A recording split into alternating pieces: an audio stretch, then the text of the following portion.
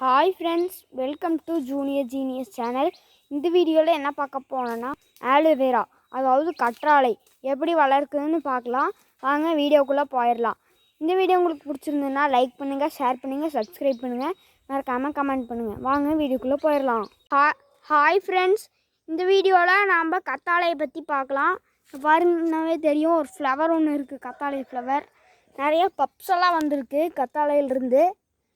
நான் கிரவுண்ட்லலாம் வச்சுருக்கேன், பாட்டில் வைக்கல. இப்போ எங்கள் கார்டனில் வச்சுருக்கேன். பாருங்கள், ஃப்ளவர் ஒன்று வந்திருக்கு. கற்றாழையில் நிறையா மருத்துவ குணம் இருக்குது, பார்த்திங்கனாவே தெரியும்னு நினைக்கிறேன். நிறையா ஜெல்லெல்லாம் நல்லா பெருசாக இருக்குது.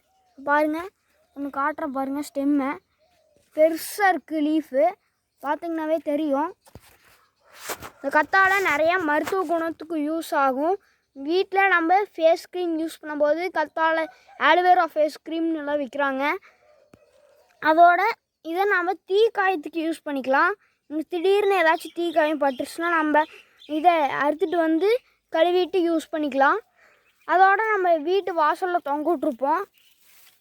இதில் நிறைய மருத்துவ குணம் இருக்குது. இதை நம்ம எப்படி வளர்க்குறதுன்னு பார்த்துடலாம். இது மாதிரி ஒரு கற்றாழையை பிடுங்கி எடுத்துக்கணும்.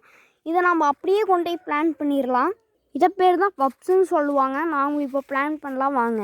இதே மாதிரி நம்ம பறித்து ஈஸியாக பிளான்ட் பண்ணிடலாம். இதை ஆலோவேரா ரொம்ப ஈஸி. ஒரு செடியில் ஒவ்வொரு இது மாதிரி முன்னையெல்லாம் கருகி இருக்கும். இது வந்து நோய் தாக்கல்னால இது நிறையா கொஞ்சமான மண் இருக்கும், ஆனால் வேர் அதிகமாக இருக்கும். அதனால் இப்படி வந்துடும். நீங்கள் அதுக்கு பனானா பீல் போடலாம், பனானா தொப்பை. இந்த வீடியோ உங்களுக்கு பிடிச்சிருந்துன்னா லைக் பண்ணுங்கள், ஷேர் பண்ணுங்கள், சப்ஸ்கிரைப் பண்ணுங்கள், மறக்காமல் கமெண்ட் பண்ணுங்கள். தேங்க்யூ. மீண்டும் ஒரு நல்ல வீடியோவோட சந்திக்கிறேன். பை.